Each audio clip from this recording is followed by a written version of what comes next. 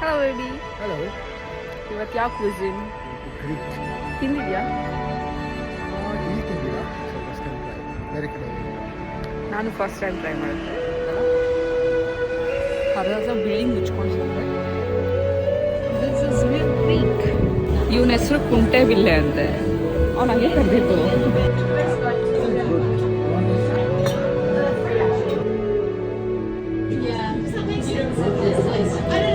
House it? ಇದ್ಯಾರು ಗ್ರೀಕಲ್ಲಿ ಹೇಳ್ಬೇಕು. ಗ್ರೀಕಲ್ಲಿ Greek orange cake. ಏನೋ ಪೊಳಕೋಟ ಅಂತ